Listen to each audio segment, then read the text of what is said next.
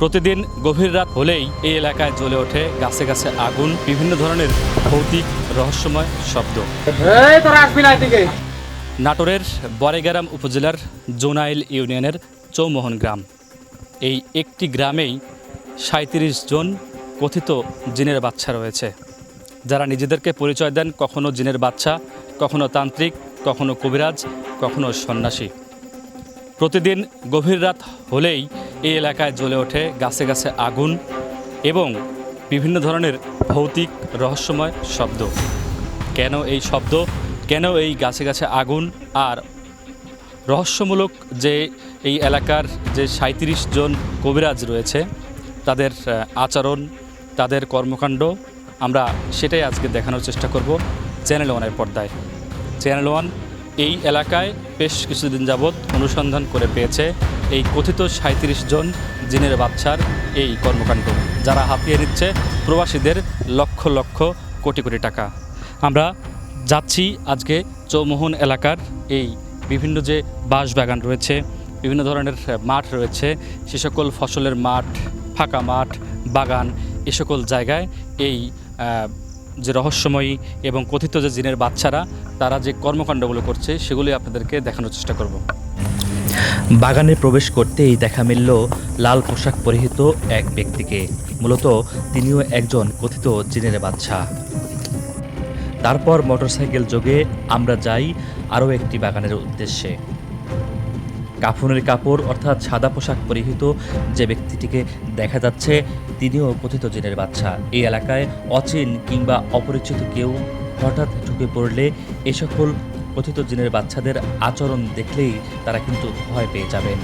মূলত এগুলো তাদের শুটিংয়ের একটি অংশ। সামনে এগোতেই দেখা যাচ্ছে কথিত জিনের সাদা পোশাক পরিহিত এক বাচ্চা বাগানের মধ্যে প্রবেশ করছেন। চ্যানেল ওয়ানের যাত্রা আরও একটি বাগানের দিকে। এই বাগানটিতেও আমরা দেখলাম গাছে গাছে আগুন জ্বলছে দাউ দাউ করে। মূলত পর্যবেক্ষণ করে জানতে পারলাম এই বাগানগুলোতে আগে থেকেই ডিজেল দিয়ে ভিজিয়ে রাখা হয়েছিল গাছগুলো।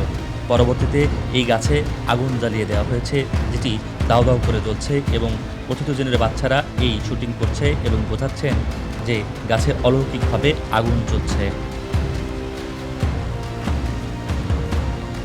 চ্যানেল ওয়ানের যাত্রা আবারও শুরু হয় অন্য একটি বাগানের উদ্দেশ্যে। এখানেও জিনের কথিত জিনের বাচ্চা আমাদেরকে চ্যানেল ওয়ানের ক্যামেরা দেখে রুখে দিচ্ছে।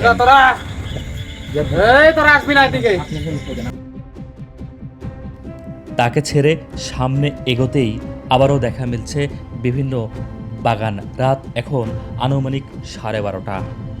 এই এলাকার কথিত জিনের বাচ্চারা এই এলাকার মাঠ ঘাট জঙ্গল যেখানে যে বাগান রয়েছে প্রতিটি জায়গায় তারা এই কর্মকাণ্ড চালিয়ে যাচ্ছেন।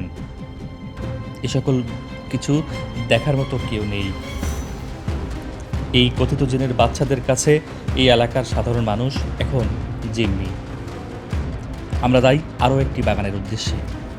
এই বাগানটিতেও দেখা মিলছে কথিত জিনের বাচ্চারা তারা শুটিং করতে ব্যস্ত। বিভিন্ন ধরনের তান্ত্রিক সন্ন্যাসীদের যেভাবে তাদের কবিরাজরা যেভাবে এই কার্যক্রম পরিচালনা করে ঠিক সেভাবে এখানে 3-4 জন মাঠের মধ্যে আসলাম আমরা। 3-4 জন যুবক 2-3 জন ক্যামেরাম্যানের সহযোগিতায় এখানে জিন ভূত তাড়ানোর শুটিং করছে। ফসলের জমি থেকে একজন যুবক চলে আসছে তাদের কাছে। চ্যানেল ওয়ানের ক্যামেরা দেখেই তারা মূলত সজাগ হয়ে যায় এবং এই শুটিং শেষে তারা আমাদের ওপর হামলার একটি পরিকল্পনা করে।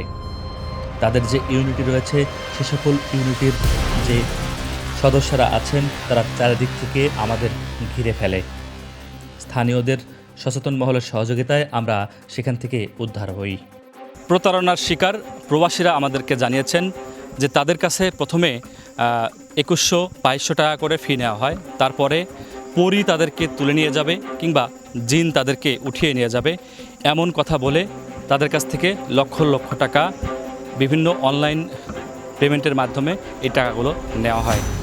পুলিশ বলছে এই এলাকায় তারা বিভিন্ন সময় অভিযোগ পেয়েছেন, কিন্তু এলাকায় আসলে তাদের এই কর্মকাণ্ড তারা দেখতে পান না। তবে এলাকাবাসীর অভিযোগ তারা দীর্ঘদিন যাবৎ রাতে ঠিকমতো ঘুমাতে পারে না। আর সচেতন মহল বলছে তাদের এই প্রতারণা দিনের পর দিন বেড়েই চলছে। বছরের পর বছর যাদের একসময় ছাউনির ঘর ছিল, কিছুই ছিল না, সেই সকল যুবকদের, সেই সকল পরিবারের অর্থাৎ কথিত জিনের বাচ্চাদের বাড়িগুলো এখন 4তলা 5তলা বাড়ি। এই এলাকায় কেউ তেমনভাবে ঢুকতেও পারে না। প্রতিটি গাছে গাছে তাদের সিসি ক্যামেরা স্থাপন করা রয়েছে। চ্যানেল ওয়ানের অনুসন্ধান করতে এসে আমরা বেশ কয়েকবার এই এলাকায় হামলার শিকার হতে গিয়েছিলাম। তারা এই গ্রামের 37 জন যে ইউটিউবার অর্থাৎ কথিত জিনের বাচ্চা, এই 37 জনের সাথে গ্রামের অসংখ্য মানুষ জড়িত। বেশিরভাগই অল্প শিক্ষিত মানুষ। তারা কামলা অর্থাৎ যারা শ্রম বিক্রি করেন তাদেরকে 500, 1000, 2000 টাকা করে শ্রমের বিনিময়ে তাদের এই কাজে লাগিয়েছে। এলাকাবাসীর দাবি এবং সচেতন মহলের দাবি যে দ্রুত সময়ের মধ্যে এ সকল কথিত জিনের বাচ্চাদের আইনের আওতায় নিয়ে এসে তাদের এই অপকর্ম, প্রতারণা, এই ধান্দাবাজি যেন দ্রুত বন্ধ করা হয়। Nazmul Hasan, one news, Natore.